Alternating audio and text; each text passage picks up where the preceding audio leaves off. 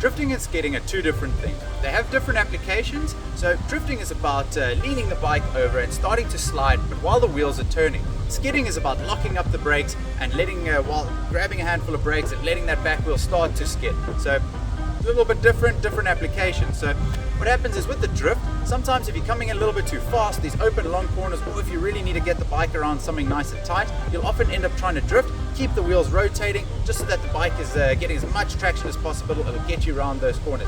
Sometimes if you're skidding, the skidding will, you also can use that just to get the back around some really tight stuff. Just skid it, lock it up, throw it out behind, or to really get around some of those tighter switchbacks and corners, but they have different applications. So the drift and the skid are two completely different things. Drifting takes a lot more practice and skill and is about a lot of commitment, where skidding is just more about locking up your brakes to get the back wheel around, and quite different. So your body position is crucial when learning to skid. So to basically get it started, the further forward you get your weight. So if I'm trying to lock up my back wheel to get it skidding, the further forward I get my weight, the easier it's going to be to do that. Or I'm taking all my weight off the back wheel, so I'm taking that compression away from the braking forces and pushing that back wheel into the ground. So if I come forward, I bring my weight over the handlebars, it's going to be, I can drift for days. I can lock up that back brake and the back wheel is just going to slide because it doesn't have any weight above it. So that's kind of easy to learn and understand, that your weight distribution is important while skidding and while drifting. If you're starting to get around tighter corners, the first thing you want to do is get into your attack position, get nice and down low. As you're trying to get your back wheel around, you want to get your weight slightly forward just to lighten up that back wheel, and this is going to allow you to start leaning over, and that'll start directing that skid that you're looking for to get yourself around the corner. So you're trying to start to turn, get your weight a little bit forward, and that's going to start to get that back wheel in the direction that you want it to go. This is great for really tight corners and stuff that you're trying to just get the back wheel around to punch. Sometimes a skid is also a great way to start a drift. So coming in, leaning over, grab a little bit of back brakes, let that back wheel skid out, and once it's from there you can let off, and that's a great way to start a drift. But you're learning to understand your weight distribution while skidding is crucial. So anytime that you're getting your weight down, spread nice and evenly. If you are trying to get the back wheel to cut loose, you want to get your weight a little bit further forward in order to do that a little bit easier. Hey guys, quick reminder, if you haven't liked and subscribed already, if you could, I'd much appreciate it. I'm really enjoying making these videos and I'd love to carry on doing it. Enjoy. Another really important thing to understand about skidding and drifting is that when your wheels lose traction and slide out, when they regain traction, whatever direction your bike is pointing it's the direction that it's going to steer you. So as your wheels slide out, and if the back wheel slides a bit further than your front wheel, when the bike straightens up or the wheels regain traction, the direction your bike is pointing is the direction that it's going to end up steering you out of that corner.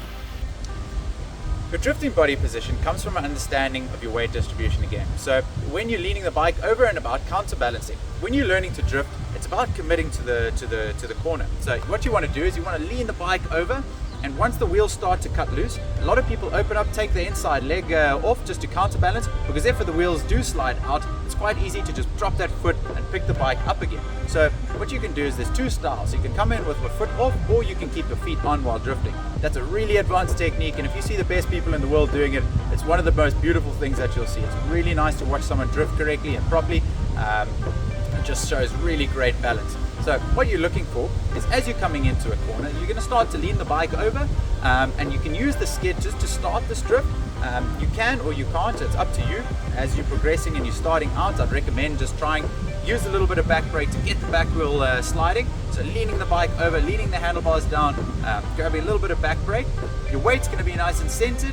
You're going to start to bring that weight forward until the back wheel cuts loose. And as the wheels start to cut loose, you're going to notice that your front and back wheel might start drifting. If only your back wheel's drifting, you want to keep your weight nice and centered. And if your front wheel starts drifting, it might be because you're too far over the back, so you might wash your front wheel. So it's just from understanding that if you need to bring your weight forward or back on the bike, it's just something to be aware of. It's going to come down to weight distribution and learning to understand the drift, whether your weight's over the front or over the back, and how that's going to affect the different wheels.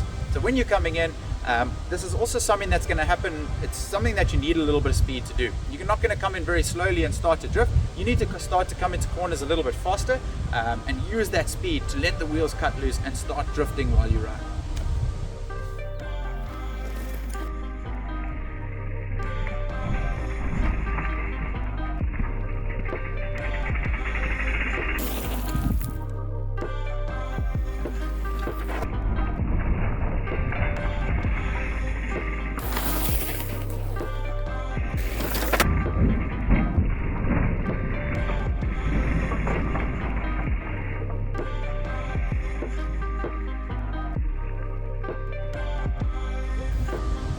when learning to drift and skid, it's something to just bear in mind that it's not the greatest thing to go ruin people's trails. So go practice somewhere, maybe a little bit off the beaten path, somewhere that there's not manicured trails.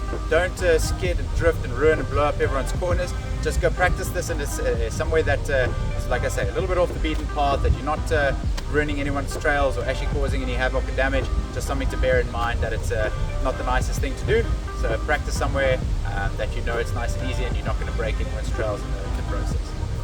I really hope you enjoyed that video. I hope you learned a lot. If you did, please don't forget to like and subscribe, or it would mean a lot. Anyhow, jump onto the next video and let's see what else you can learn.